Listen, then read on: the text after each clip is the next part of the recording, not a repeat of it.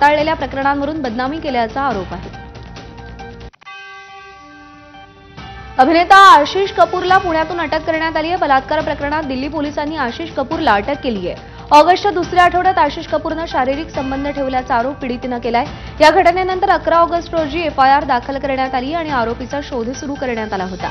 अखेर आशिष कपूरला अटक करण्यात आली आहे। 27 ऑगस्टला विरारमधील एका 4 मजली इमारतीचा भाग कोसळून 17 जणांचा मृत्यू झाला होता। या प्रकरणात आता राष्ट्रीय मानवाधिकार आयोगानं महाराष्ट्राचे मुख्य सचिव आणि पोलीस महासंचालकांना नोटीस बजावली आहे। दुर्घटनेतील इमारत ही अनधिकृत असूनही इमारतीतील रहिवासी वसई विरार महापालिकेला कर भरत असल्याचं धक्कादायक वास्तव समोर आलंय। तर या घटनेमुळे मानवी हक्कांचं उल्लंघन झालं असल्याचं निरीक्षण आयोगानं नोंदवलंय। त्यामुळे आयोगानं नोटीस बजावत 2 आठवड्यात या प्रकरणाचा सविस्तर अहवाल मागवलेला आहे। नालासोपारा पूर्वेकडील रहमतनगर परिसरातील आसिफा मंजिल ही 4 मजली इमारत अखेर पालिकेनं तोडली आहे। ही इमारत एका साईडला कलंडल्यानं पालिकेनं खबरदारी घेत ती इमारत पाडली आहे। आसिफा मंजिल या इमारतीसह बाजूच्या 2 इमारतीतील 150 कुटुंबांना बेघर होण्याची वेळ आली होती। आम्हालाही म्हाडाच्या इमारतीमध्ये शिफ्टिंग द्यावी अशी मागणी रहिवाशांनी केली आहे। तर या इमारतीच्या खालील दुकानात प्लियर रिपेअरिंगचं काम सुरू असल्यानं ही इमारत कलंडली। त्यामुळे तुळींज पोलिसांनी या प्रकरणी आसिफा मंजिल या इमारतीच्या बांधकाम व्यावसायिकाला नोटीस बजावलेली आहे।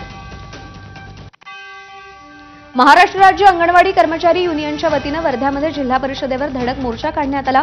यावेळी धरणा आंदोलन देखील करण्यात आलं। आंदोलनाचं नेतृत्व कॉम्रेड दिलीप उटाणे यांनी केलंय। अंगणवाडी कर्मचाऱ्यांना समान वेतन, दरमहा पेन्शन तसंच ग्रॅच्युटी द्यावी अशी मागणी या आंदोलनातून करण्यात आली आहे। विविध मागण्यांचं निवेदन जिल्हा परिषद प्रशासनाला देण्यात आलंय।